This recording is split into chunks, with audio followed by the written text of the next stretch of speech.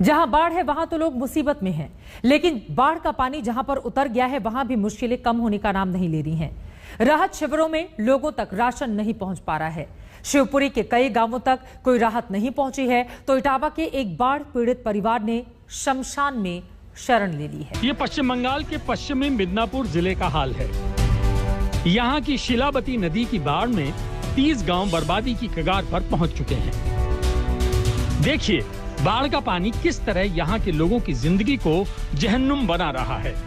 यहाँ घर पानी में डूबे हुए हैं। आप देख सकते हैं कि किस तरह बाढ़ के पानी में एक एलपीजी गैस गोदाम डूबा हुआ है। गैस सिलेंडर पानी में तैरते हुए दिखाई दे रहे हैं। गांव हो या घर या फिर किसानों की फसलें, सब लबालब हैं। गांव में घुटने से लेकर गले तक पानी भरा हुआ है। कहीं आने जाने के लिए बस नाव का ही सहारा है।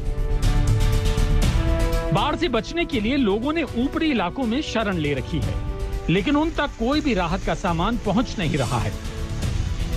সবাই জলে ডুবে পড়ে আছে, একটা নৌকার ব্যবস্থা নেই, একটা ধান চাল সব ডুবে গেছে। মানুষ কি খাচ্ছে কেউ দেখতে আসেনি। পরিবারে কি নিয়েছে, ঘরে যা আছে চাল ডাল সেগুলোই আছে।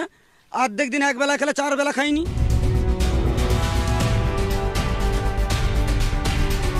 इस साल मध्य प्रदेश के शिवपुरी में बाढ़ ने प्रचंड रूप दिखाया। 100 से ज्यादा गांव बाढ़ की चपेट में आ गए। बाढ़ का पानी तो उतर गया, लेकिन अब नई मुसीबतें सामने खड़ी हो गई हैं। ये शिवपुरी जिले का भानगढ़ गांव है। यहाँ के सहरिया आदिवासियों की बस्ती में लोगों के सामने 2 जून की रोटी का संकट हो गया है। ये लोग पत्थर की खदानों में मेहनत मजदूरी करके अपना पेट पालते थे।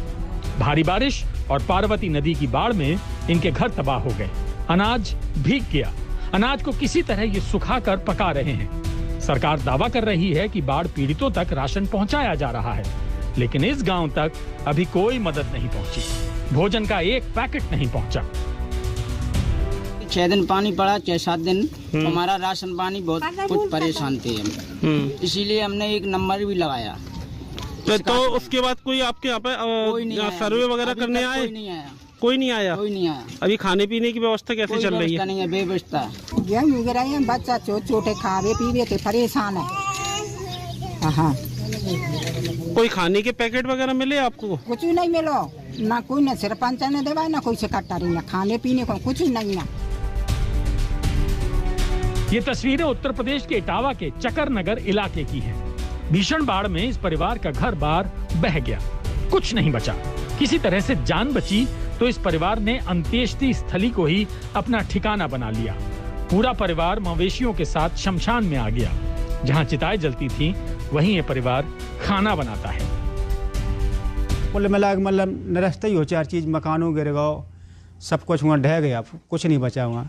ये शमशान घाट है, यहाँ भी सब मिट्टी आती है, तो किसी से हम लड़ाई झगड़ा नहीं, खूब मिट्टी जलाते वाले जलाते, हम यहाँ अपना खाना खा रहे पी रहे, कोई बात नहीं, किसी झगड़ा नहीं करते। मिट्टी यहाँ बराबर जलती है तो क्या करे, बिन से बेहतर एला होएगा बनने के बिना, मैंने थोड़ा बोला, हम तो समय काट रहे। इस परिवार के शमशान में रहने की खबर पता चली तो सांसद रामशंकर कठेरिया वहां पहुंचे और पक्का मकान दिलवाने का भरोसा दिलाया। मुझे पता लगा था तो मैं उनसे मिलने आया हूँ और उनका पूरा घर गिर गया है, तो उनके घर की भी व्यवस्था करेंगे। और उन्होंने ये इच्छा व्यक्त की है कि मुझे सुरक्षित स्थान पर कहीं ऊंचे पर मेरा मकान बनाया जाए, क्योंकि हर साल बाढ़ आती है और मुझे परेशानी होती है। तो हम ज़रूर इसकी चिंता करवाएंगे और इनको मकान कहीं ऊंचे स्थान पर बनवाने की व्यवस्था करेंगे। इस साल बाढ़ ने उत्तर भारत के तमाम राज्यों में कहर बरपाया। गंगा, यमुना, बेतवा जैसी तमाम नदियां अब भी उफनाई हुई हैं। लेकिन जिन इलाकों में बाढ़ का पानी उतर गया है, वहां दूसरी मुसीबतों ने डेरा डाल दिया है। इटावा में अमित तिवारी के साथ आज तक ब्यूरो।